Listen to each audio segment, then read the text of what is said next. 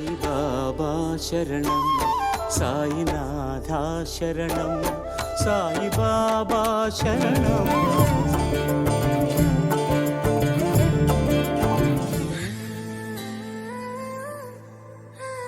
ఎలాంటి అసాధ్యమైన పని అయినా చిటికెలో సుసాధ్యం చేస్తారు సాయిబాబా. కొన్ని వేళలలో ఈ అసాధ్యంగా కనపడుతున్న పనిని సుసాధ్యం చేయడానికి కొద్దిపాటి సమయం పట్టవచ్చు. అంత మాత్రాన భగవంతుడు మన యందు లేడని భావించకూడదు.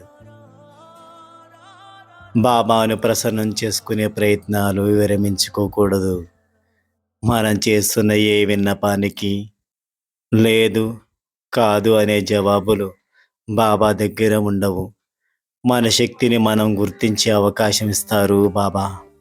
అప్పుడు మన వంతుగా బాబాపై పూర్తి విశ్వాసం ఉంచి ఆ పని చేయడానికి ప్రయత్నించాలి. ఆ ప్రయత్నంలో బాబా సర్వశక్తి సంపన్నుడని, ఆయన చేయలేని పని ఏదీ లేదని, మన మానవ ప్రయత్నానికి చేయూతివ్వమని మనస వాచ కర్మణ ప్రార్థించాలి.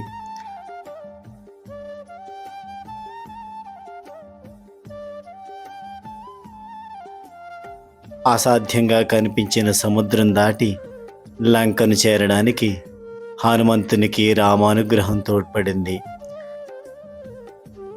కేవలం రామనామస్మరణతో వానరుడు సునాయాసంగా సేతువును నిర్మించారు.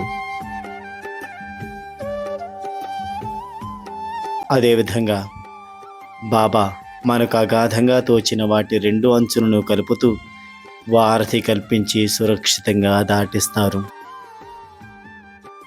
ఈ అగాధం అనేది భయం కావచ్చు, బాధలు కావచ్చు, భవసాగరం కావచ్చు, ఏదైనా బాబా తలుచుకుంటే అసాధ్యం కాదు.